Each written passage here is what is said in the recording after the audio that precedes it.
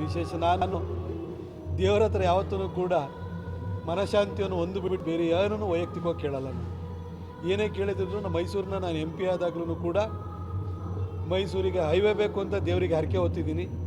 ಮೈಸೂರಿಗೆ ಪಾಸ್ಪೋರ್ಟ್ ಸೇವಾ ಕೇಂದ್ರ ಬರಬೇಕು ಅಂತ ಸಂಕಲ್ಪ ಮಾಡಿದ್ದೀನಿ. ನಾನು ಮೈಸೂರಿನ ಒಂದೊಂದು ಅಭಿವೃದ್ಧಿ ಕಾರ್ಯಗಳದ್ದು ಏರ್ಪೋರ್ಟಿಗೂ ಕೂಡ ರಾಜ್ಯ ಸರ್ಕಾರದಿಂದ ದುಡ್ಡನ್ನು ನಾನು ಲ್ಯಾಂಡ್ ಅಕ್ವಿಷನ್ ತರಬೇಕು ಅಂತೇಳಿ ಹೇಳ್ಬಿಟ್ಟು 319 ಕೋಟಿನ ತರಬೇಕಾದ್ರೂ ಕೂಡ ನಾನು ನನ್ನ ಇಷ್ಟ ದೇವರಿಗೆ ನಾನು ಹರಕೆ ಹೊತ್ತಿದ್ದೀನಿ. ನಾನು ಮೈಸೂರಲ್ಲಿ ಮಾಡಿರೋ ಒಂದೊಂದು ಯೋಜನೆಗೂ ಕೂಡ ನಾನು ಹರಕೆ ಹೊತ್ತೆ ಯೋಜನೆ ತಂದಿರ್ತೀನಿ.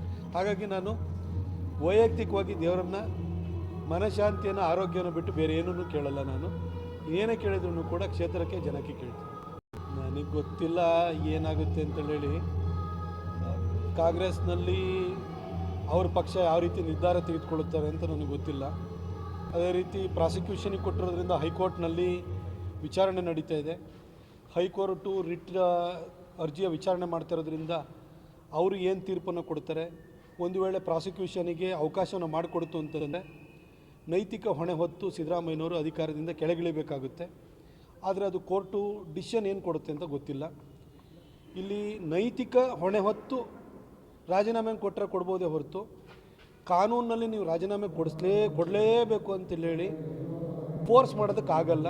ಯಾಕಂದರೆ ಹಿಂದೆ ಜಾರ್ಖಂಡಲ್ಲಿ ಆ ಘಟನೆ ಇರ್ಬೋದು. ಇವತ್ತು ಡೆಲ್ಲಿನಲ್ಲಿ ಅರವಿಂದ್ ಕೇಜ್ರಿವಾಲ್ ಜೈಲಿಂದಲೇ ರಾಜ್ಯಭಾರ ನಡೆಸ್ತಾ ಇದ್ದಾರೆ. ಇಂಥ ಕೆಟ್ಟ ಉದಾಹರಣೆಗಳು ಇದ್ದಾವೆ. ಸಿದ್ದರಾಮಯ್ಯನವರು ಒಂದು ವೇಳೆ ಪ್ರಾಸಿಕ್ಯೂಷನ್ಗೆ ಅವಕಾಶ ಕೊಟ್ಟರೆ ಯಾವ ಮೇಲ್ಪಂಕ್ತಿಯನ್ನು ಹಾಕಿ ಕೊಡ್ತಾರೆ ಅನ್ನೋದ್ರ ಮೇಲೆ ಅವರ ರಾಜಕೀಯ ಭವಿಷ್ಯ ಮತ್ತು ಕರ್ನಾಟಕ ರಾಜ್ಯ ಸರ್ಕಾರದ ಭವಿಷ್ಯ ನಿಂತಿದೆ. ನಾನು ಸ್ವಪಕ್ಷೀಯರ ಮೇಲೆ ನಾನು ಯಾವತ್ತೂ ಕೂಡ ನಾನು ಅಸಮಾಧಾನ ಹೊರಗಾಕಿಲ್ಲ. ನಾನು ಪತ್ರಕರ್ತ ಇದ್ದಾಗಲೂ ಕೂಡ ಇದ್ದದನ್ನು ಇದ್ದಾಗ ಹೇಳ್ತಾ ಇದ್ದೆ. ರಾಜಕಾರಣಿ ಆಗಿದ ಕೂಡಲೇ ರಾಜಕೀಯ ಅಧಿಕಾರಕ್ಕೋಸ್ಕರವಾಗಿ ಸತ್ಯನ ಮಾತಾಡ್ದಲ್ಲಿ ನಾನು ಇರಲ್ಲ. ನಾನು ಸತ್ಯ ಮಾತಾಡೋನೆ. ನಾನು ಯಾರು ಓಲೈಸೋ ಕೆಲಸ ರಾಜಕಾರಣನೂ ಮಾಡಿಲ್ಲ ಅಥವಾ ಯಾರಿಗಾರ ಬೇಸರ ಆಗುತ್ತೆ ಅಂತ ಹೇಳ್ಬಿಟ್ಟು ಹೇಳಬೇಕಾದ್ದನ್ನು ಹೇಳಿದ್ದನ್ನು ನಿಲ್ಲಿಸೂ ಇಲ್ಲ. ಹೇಳಬೇಕಾದ್ದನ್ನು ಹೇಳಿದ್ದೀನಿ. ಈ ಹಿಂದೆನೂ ಕೂಡ ಜಗನ್ನಾಥ್ ಭವನದಲ್ಲೇ ನಿಂತ್ಕೊಂಡು ಹರ್ಷ ಮರ್ಡರ್ ಕೇಸ್ ಆದಾಗ ಕಠಿಣ ಕ್ರಮ ಕೈಗೊಳ್ತೀವಿ ಅಂದರೆ ಏನು ಕಠಿಣ ಕ್ರಮ, ಅದಕ್ಕೇನೋ ಹೊಸ ಅರ್ಥ ಬಂದಿದೆಯಾ ಅಂತ ನಾನು ಅವತ್ತೂ ಕೂಡ ಪಕ್ಷದ ಕಚೇರಿಯಲ್ಲೇ ಮೀಡಿಯಾಕ್ಕೆ ಬೈಟ್ ಕೊಟ್ಟಿದ್ದೆ. ನಾನು ಸತ್ಯ ಹೇಳೋ ವಿಚಾರನ ಮುಂದೆನೂ ಮಾಡ್ತೀನಿ. ನಾನು ಇಲ್ಲಿ ರಾಜಕೀಯದ ಗದ್ದುಗೆಯನ್ನು ಏರೋದಕ್ಕೋಸ್ಕರ ಬಂದಿರೋನಲ್ಲ, ನಾನು ಜನರು ಕೆಲಸ ಮಾಡೋಕ್ಕೆ ಬಂದಿರೋನು. ನಾನು ಪತ್ರಕರ್ತನಾಗಿ ನಾನು ವೃತ್ತಿನ ಆರಂಭಿಸಿದನು. ನನ್ನೊಳಗಿನ ರಾಜಕಾರಣಿಯನ್ನು ನನ್ನೊಳಗಿನ ಪತ್ರಕರ್ತ ಯಾವತ್ತೂ ರಿವ್ಯೂ ಮಾಡ್ತಿರ್ತಾನೆ. ನಾನು ರಾಜಕಾರಣಿಯಾಗಿ ಯಾರನ್ನ ಓಲೈಸುವಂತಹ ರಾಜಕಾರಣವನ್ನು ಮಾಡಲ್ಲ.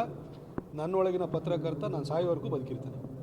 ಈ ಕರ್ನಾಟಕ ರಾಜಕಾರಣದಲ್ಲಿ ನಮ್ಮ ಹಿರಿಯ ನಾಯಕರುಗಳನ್ನೆಲ್ಲ ನೋಡಿ ನನಗೂ ಬೇಸತ್ಬಿಟ್ಟಿದ್ದೀನಿ.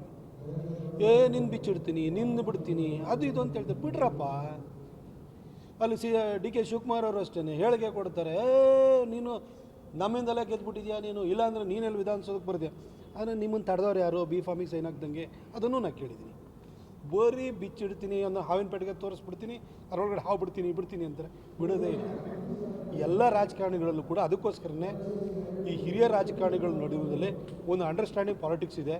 ಎಲ್ಲರೂ ಬರೀ ಮಕ್ಕಳನ್ನ ಬೆಳೆಸೋಕ್ಕೆ ಅಂತಲೇ ಈ ರಾಜಕಾರಣದಲ್ಲಿ ಇರುವಂಥವ್ರು.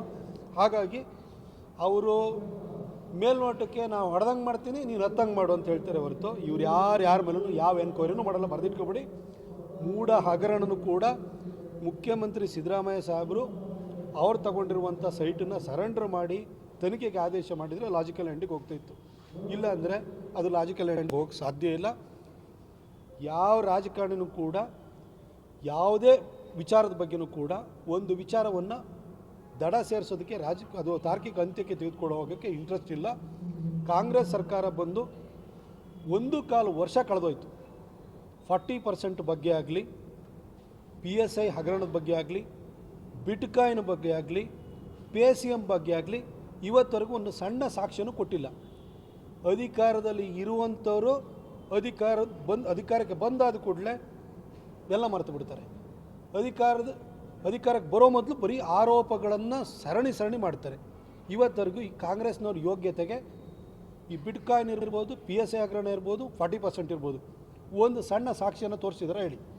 ಬರೀ ಅಲ್ಲಿ ಮೀಡಿಯಾದ ಎದುರುಗಡೆ ಬರ್ತಾರೆ, ಸ್ಟೇಟ್ಮೆಂಟ್ ಹೆಂಗೆ ಕೊಡ್ತಾರೆ ಅಂತಂದರೆ ತೆಗೆದುಬಿಡ್ತೀವಿ, ದಾಖಲೆನ ಹುಡುಕ್ತಾ ಇದ್ದೀವಿ. ಹುಡುಕೋದು ಯಾಕ್ರಿ, ನಿಮ್ಮ ಹತ್ರ ಎಲ್ಲ ಇದೆ. ಬರೀ ಸುಳ್ಳು.